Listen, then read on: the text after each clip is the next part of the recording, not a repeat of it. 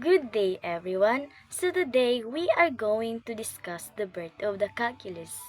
The objective of this lesson is to understand how the mathematical study of change, known as calculus, developed over centuries, culminating in the independent formulations by Isaac Newton and Gottfried Wilhelm Leibniz in the 17th century. The objective is to trace its intellectual roots, examine the forces driving its creation, and explore the foundational issues and controversies that shape its early history. Calculus is a field of mathematics that studies continuous change and motion. It is birthed not a single event, but a long process rooted in ancient geometry and evolving through the scientific revolution.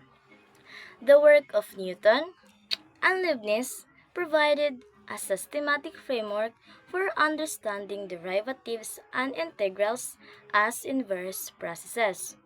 A subsequent priority, dispute, and criticism over its logical foundations led to a more rigorous, limit-based approach in the 19th century. Don't go anywhere because today we are going to dig deeper the birth of calculus. Eudoxus' method of exhaustion was the first rigorous limit process in mathematics.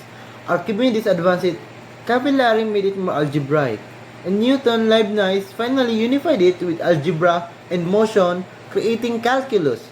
Modern limit theory can be seen as the logical heir of exhaustion.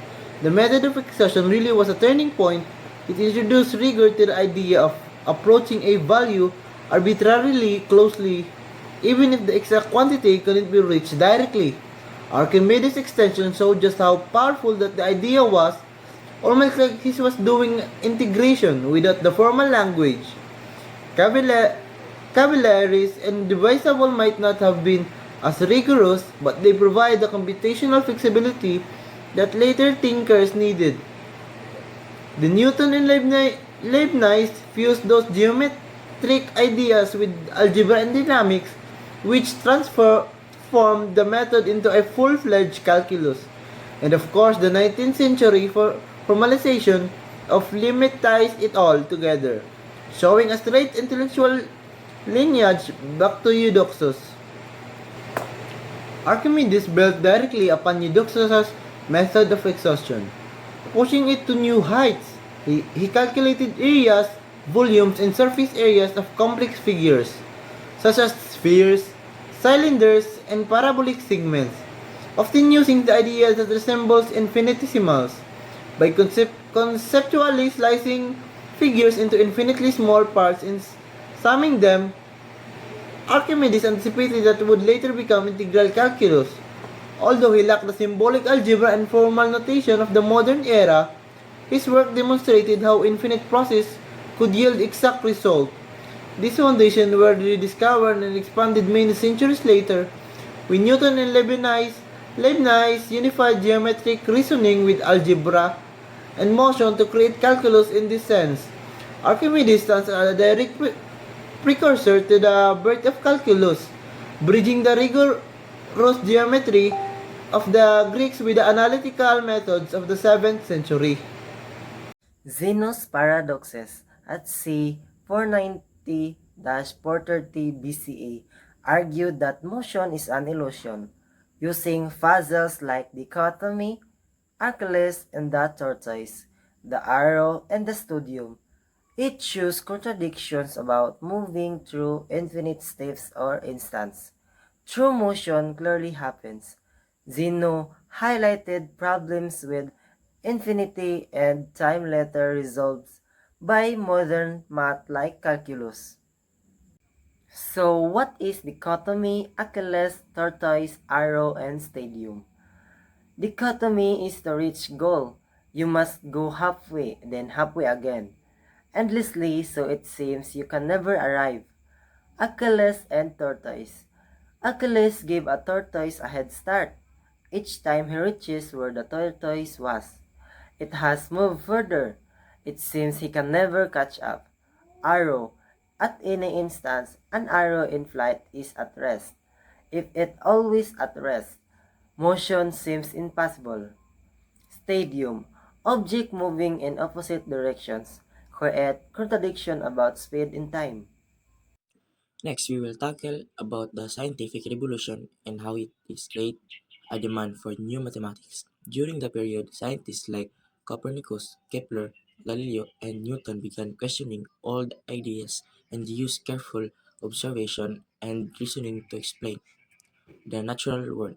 Their discoveries in astronomy, motion, and forces showed that the existing mathematics was not enough to describe change and movement. This need for new tools eventually led to the birth of calculus.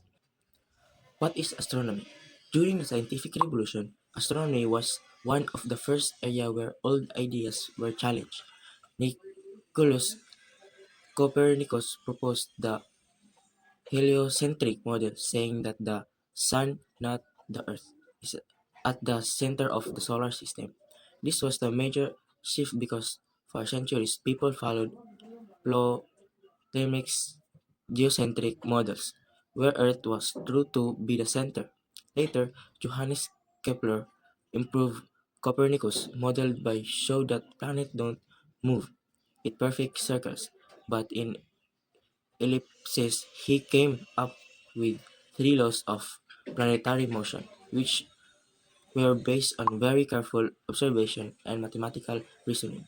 This law required new mathematics because of motion of planets was uniform. It changed as they move closer or farther for the sun. This opened the door of calculus, which is designed to handle change. For example, Kepler's second law for saying that a planet moved faster when it closer to the sun and slower when it farther away. Describing the change in speed accurately was one of the challenges that pushed mathematics towards calculus. In physics, Galileo Galilei challenged Aristotle's old ideas about motion. Aristotle believes that heavier object flows faster than lighter one, but Galileo showed through experiment that all objects accelerate at the same rate when falling, regardless of its weight.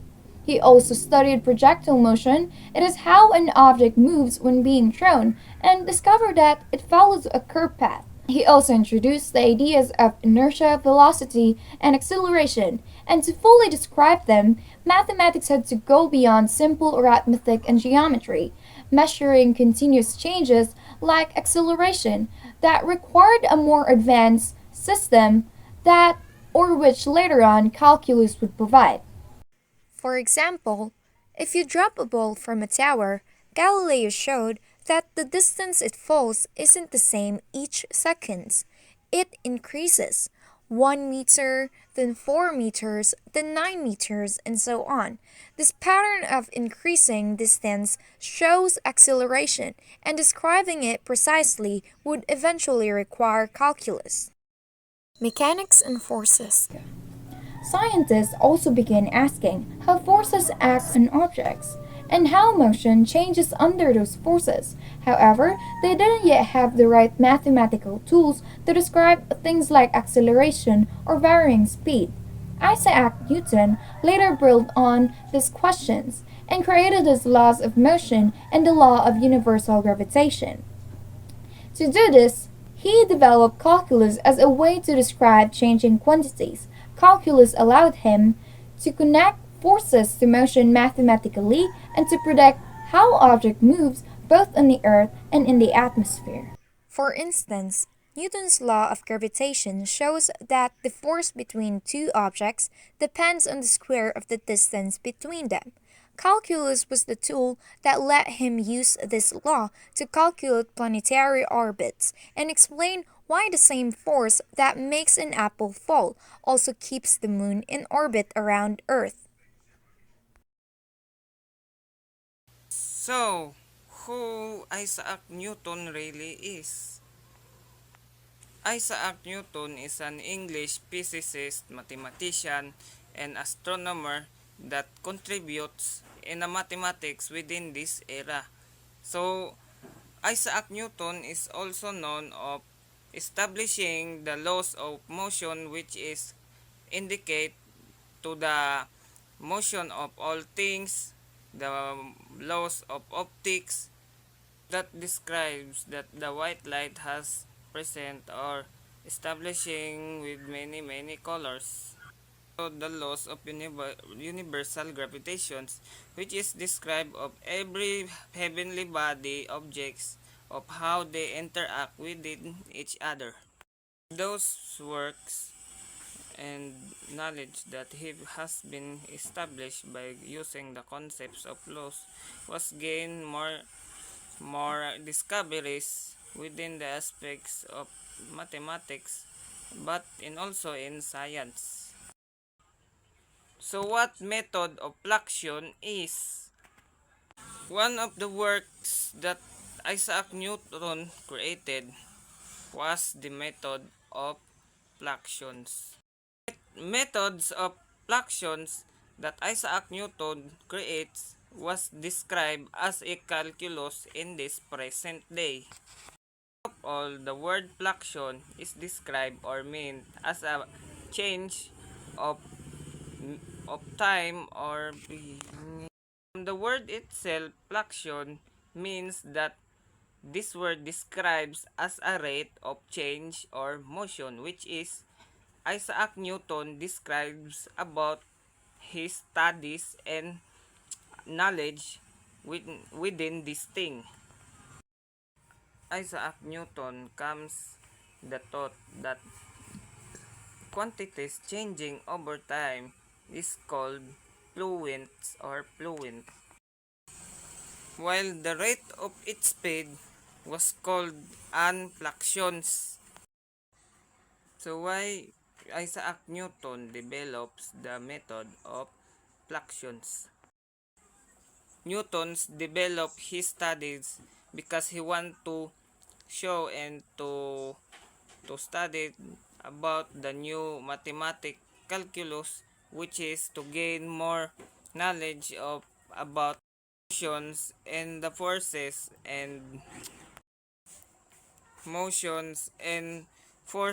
or movements of nature. In the 1660s, Isaac Newton developed the method of fluxions, his revolutionary approach to calculus to mathematically capture continuous change and motion.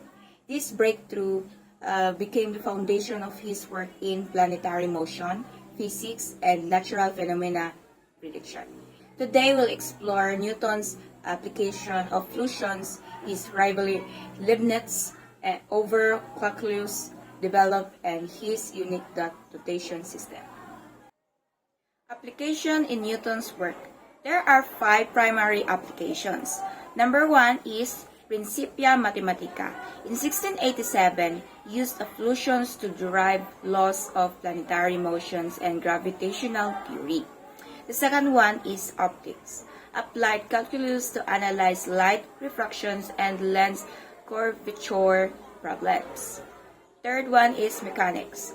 Develop equations of motions using fluxional calculus for acceleration and velocity. The fourth one is geometry. Solve tangent problems and area calculations under curves.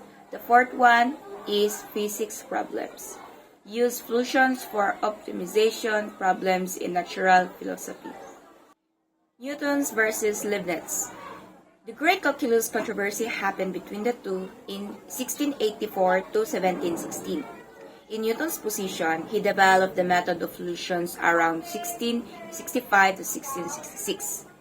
He used the dot notation of x and dot notation of y for derivatives. He is focused on physical and geometric intuition.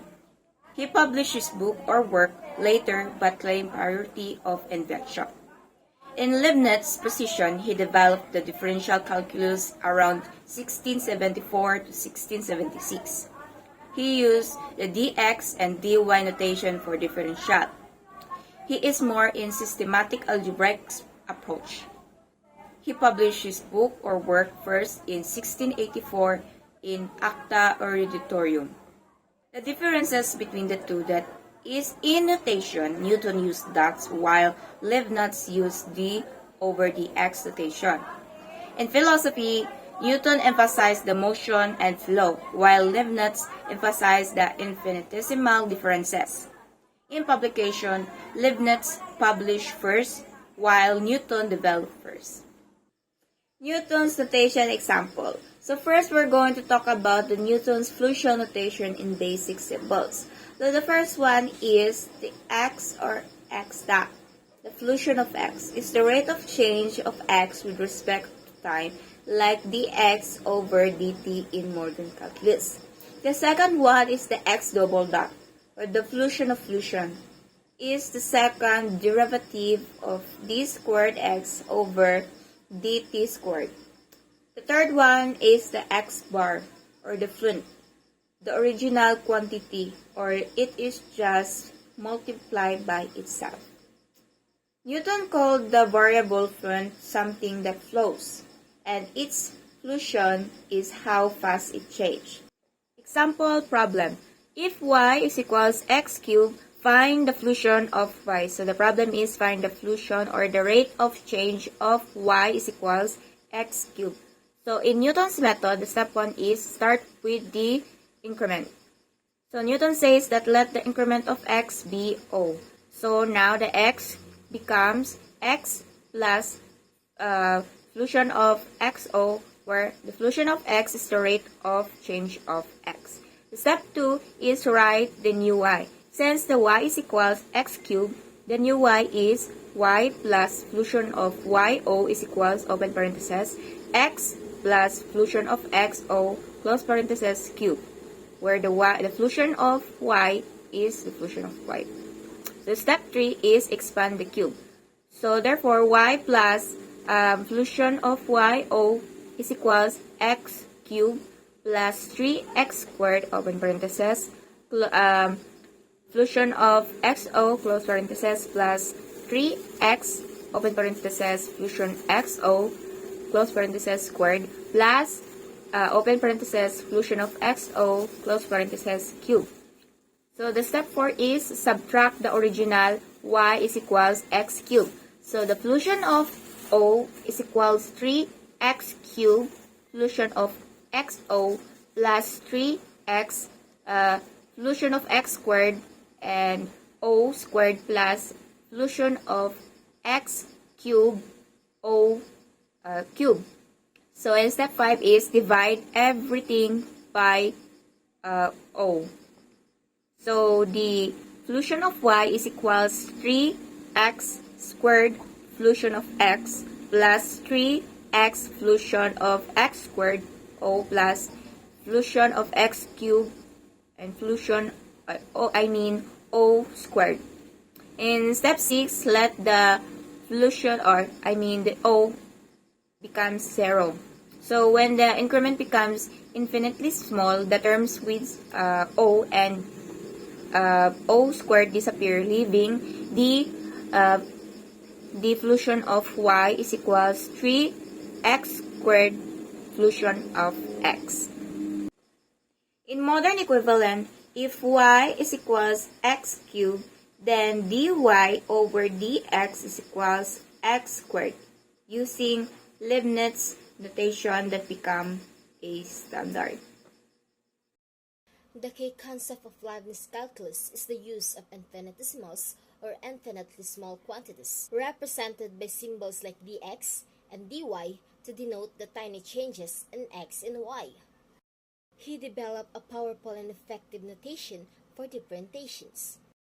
For example, dx and dy for the slope of a tangent line, and integration, this symbol for the sum of infinitesimal, which forms the basis of modern calculus.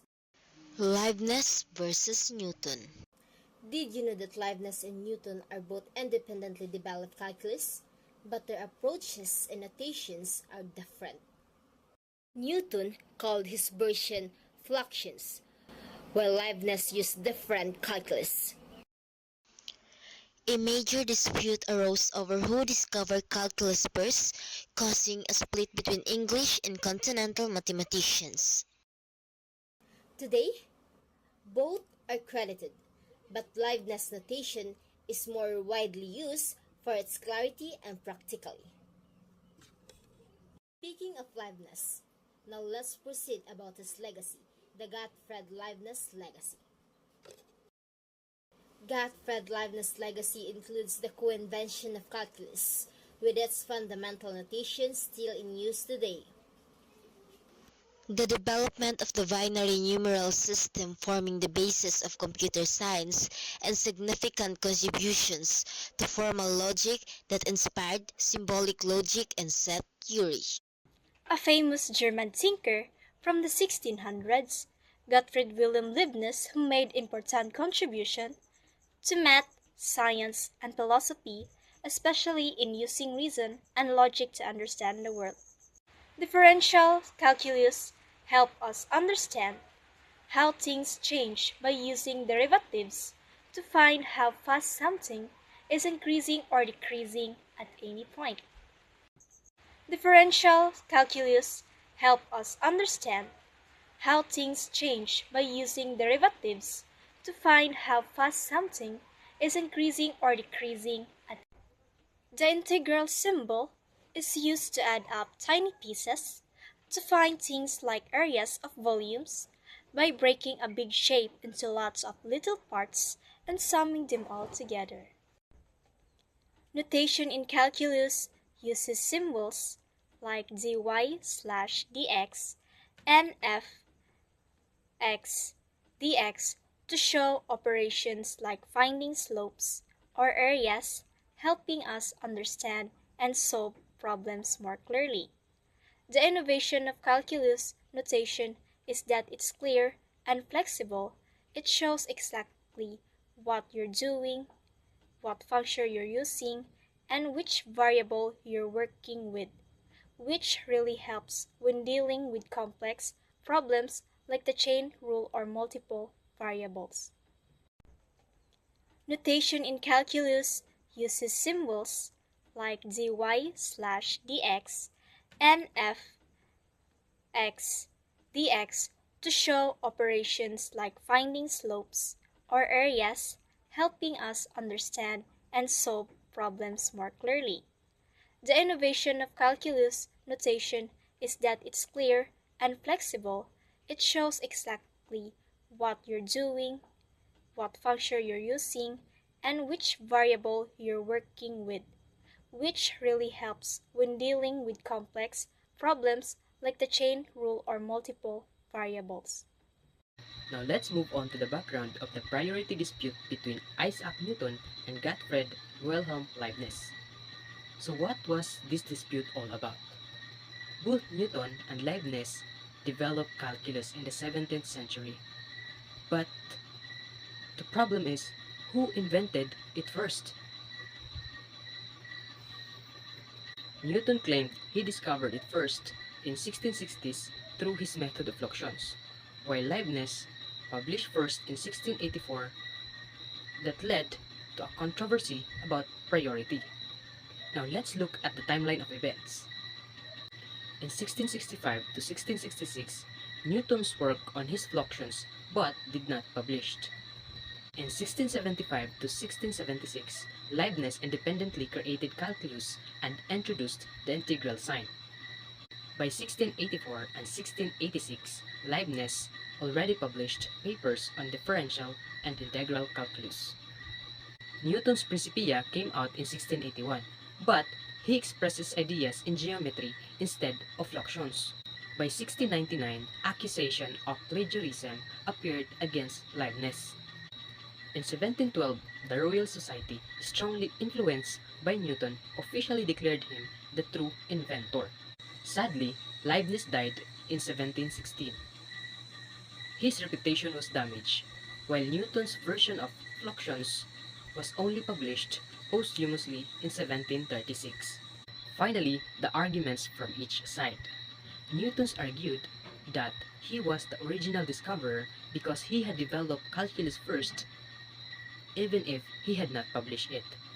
He believed that Leibniz got his ideas from their correspondence in 1676. On the other hand, Leibniz maintained His discovery was independent. He also published his result first, and his notation was more practical and systematic.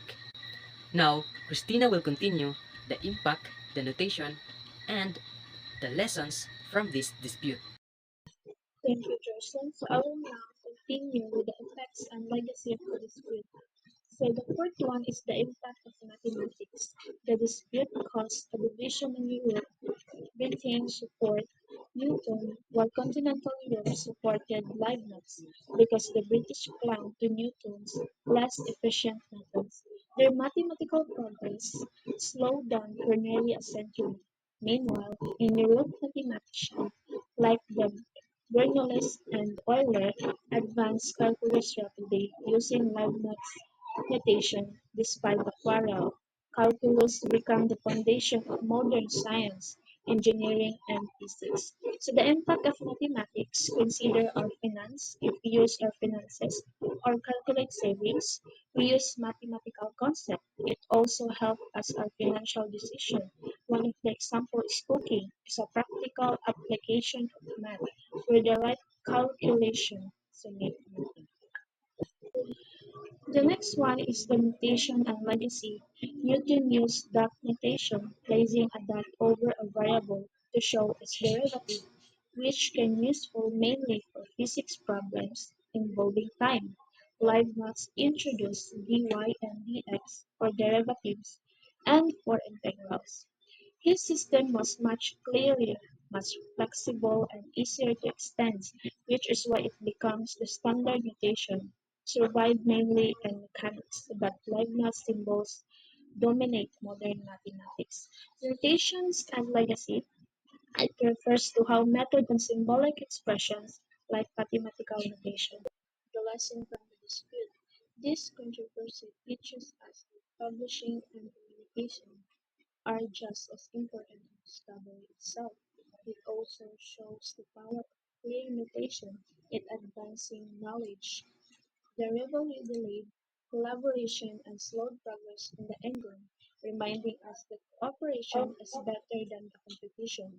In the end, history recognized both Newton and Leibniz as co-founders of calculus, but also remind us that mathematics grows through the combined contributions of many minds over time. It emphasized the importance of effective communication, the need to resolve the conflict.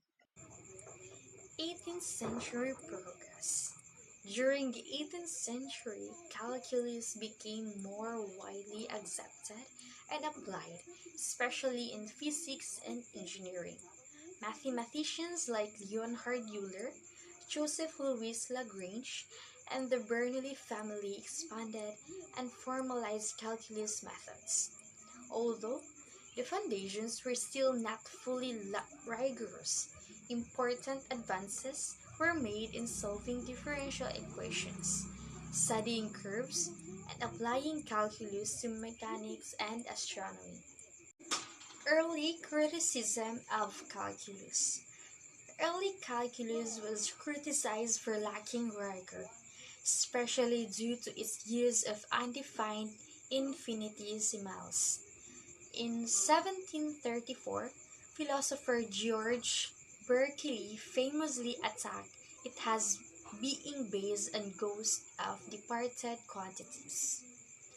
The rivalry between Newton and Leibniz also contributed to confusion and slowed progress, particularly in Britain. These criticisms eventually led to the development of a more rigorous foundation for calculus in the 19th century through the use of limits and real number theory. Early foundation of calculus. The early foundation of calculus includes the mathematical ideas developed before the 17th century that involve studying motion, area, volume, infinity, and change. These ideas laid the groundwork for the formal development of calculus by Isaac Newton and Gottfried Wilhelm Leibniz in the late 60s. The problem of infinitesimals.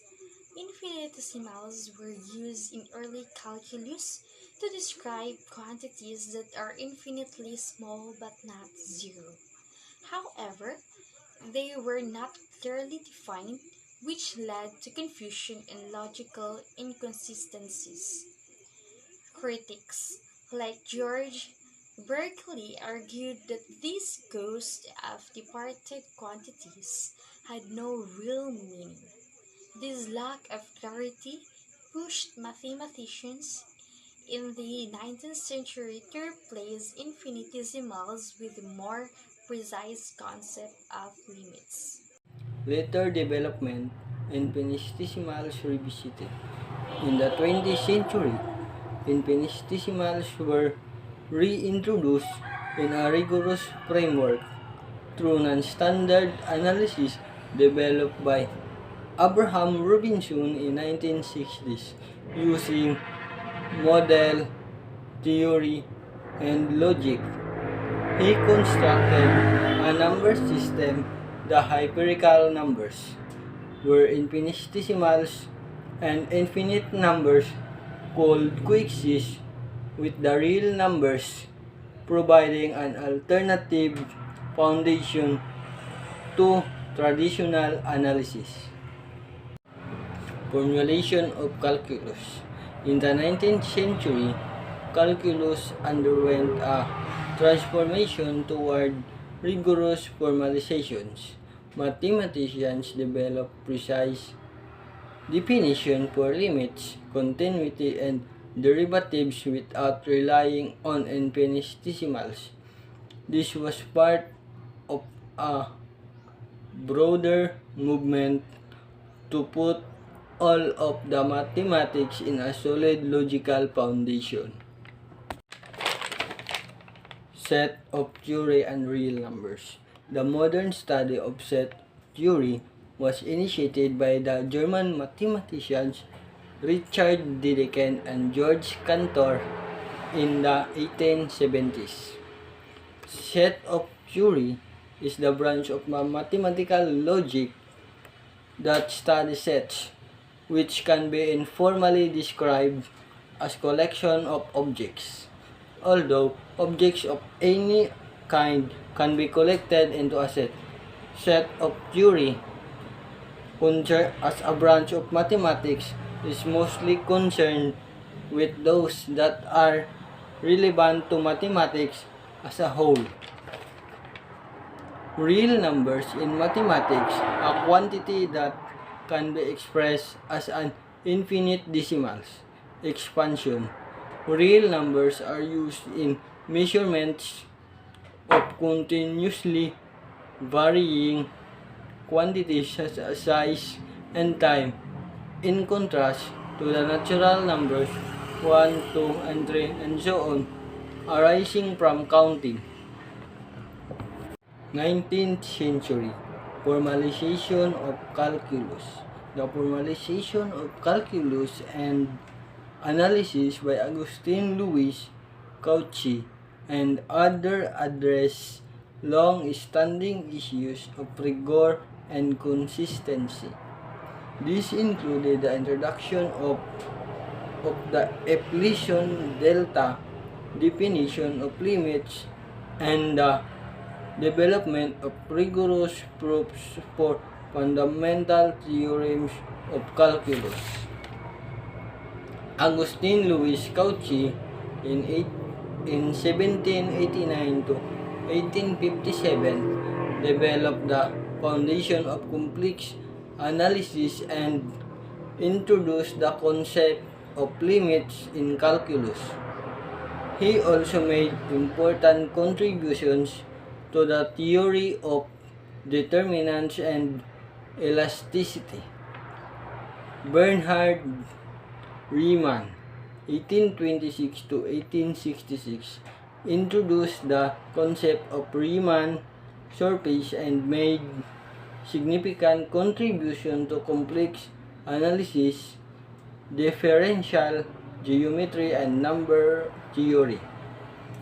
His works on the Riemann hypothesis remains one of the most famous unsolved problems in mathematics. Covered the historical and theoretical foundations of pre-calculus, tracing its development through key mathematical ideas and contributions. Pre-calculus serves as crucial bridge connecting algebra and geometry to the more advanced concepts of calculus. Explored how the scientific revolution spurred a demand for new mathematical tools, the need to model and understand complex phenomena in physics, astronomy, and engineering drove development of advanced mathematical concepts and techniques. Explored Isaac Newton's development of the method of cautions, a precursor to modern calculus, which addressed problems involving motion and change. Newton conceived geometrical magnitudes as generated by continuous motion, and compared the velocities of these changes termed flotations. His work laid the groundwork for significant advancements in mathematics and physics. Newton's method is a cornerstone in the history of calculus, offering a new way to determine magnitudes via generating motions.